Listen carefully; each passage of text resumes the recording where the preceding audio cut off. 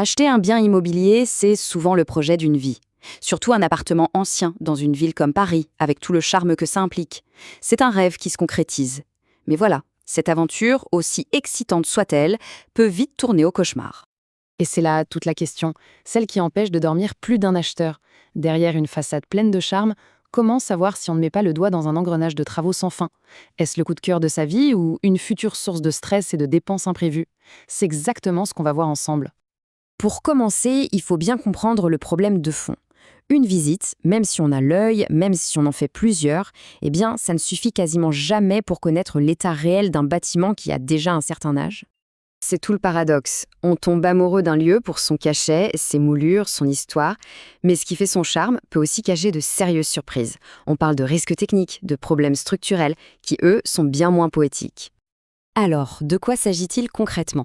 Eh bien, on parle de fissures qui pourraient affecter la solidité du bâtiment, d'infiltration d'eau, de traces d'humidité, d'installations électriques ou de plomberie complètement dépassées, voire dangereuses, ou encore d'une isolation si mauvaise que les factures de chauffage explosent. Bref, tout un tas de problèmes très coûteux et surtout totalement invisibles lors d'une simple visite.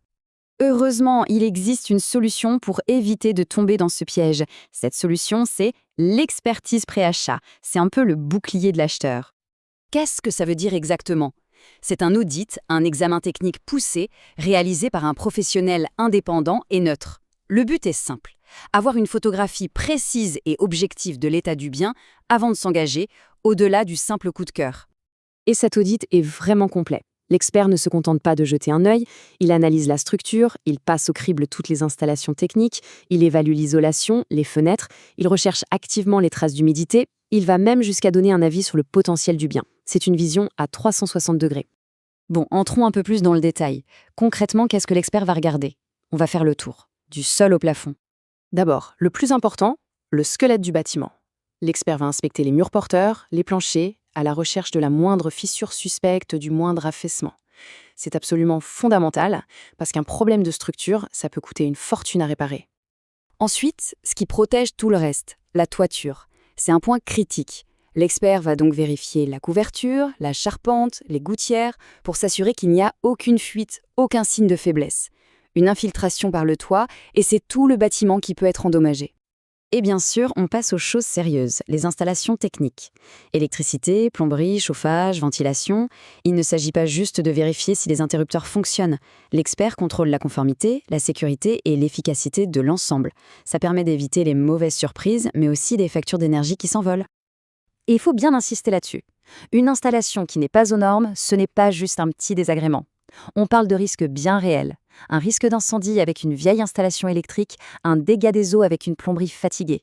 Ce sont des choses à prendre très au sérieux. Enfin, l'expert va chercher ce qui est invisible à l'œil nu. Grâce à des outils spécifiques, comme une caméra thermique par exemple, il peut repérer les ponts thermiques, là où la chaleur s'échappe, ou encore détecter de l'humidité cachée dans les murs. C'est essentiel pour le confort, pour le portefeuille et même pour la santé. D'accord, donc l'expert identifie les problèmes, mais au fond, à quoi ça sert pour l'acheteur? En quoi est-ce que cette information se transforme en un véritable avantage? Il y a 4 bénéfices principaux. Le premier, c'est simple, on sait ce qu'on achète, fini les mauvaises surprises.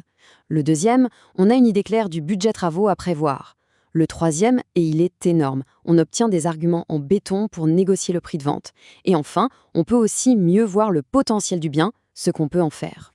Quand on met les deux situations côte à côte, c'est flagrant. Sans expertise, on est dans la supposition, le risque. Avec l'expertise, on est dans les faits, la maîtrise. On passe littéralement d'une position de faiblesse, où l'on subit, à une position de force, où l'on contrôle la négociation. Alors, une question clé, quand faut-il faire cet audit? L'idéal, c'est de le réaliser avant de signer le compromis de vente. Pourquoi? Parce que c'est à ce moment-là qu'on a le plus de poids pour négocier, ou pour se retirer si besoin. Après la signature, c'est encore possible, mais l'impact est beaucoup plus limité. On pourrait se dire que c'est une dépense de plus dans un projet qui coûte déjà cher. Mais en réalité, c'est tout le contraire. Il faut voir cette expertise comme un investissement, et un investissement souvent très rentable. Alors bien sûr, les prix vont varier selon la taille du bien. Pour un appartement, on peut parler de quelques centaines d'euros. Pour une maison plus grande qui demande une analyse en profondeur, ça peut monter à quelques milliers d'euros. Mais le calcul est vite fait. Ces quelques centaines ou milliers d'euros doivent être mis en perspective avec les économies potentielles. Une négociation de prix réussie ou des travaux imprévus évités, ça peut facilement représenter des dizaines de milliers d'euros. L'investissement est très vite amorti.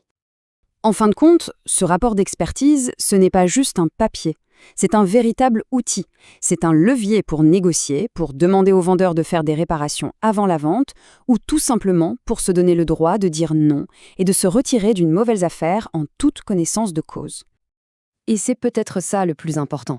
Au-delà de l'aspect financier, s'engager dans l'achat d'un bien est une étape majeure. La tranquillité d'esprit de savoir exactement où l'on met les pieds, sans la peur constante de découvrir une catastrophe après la signature, eh bien ça n'a pas de prix.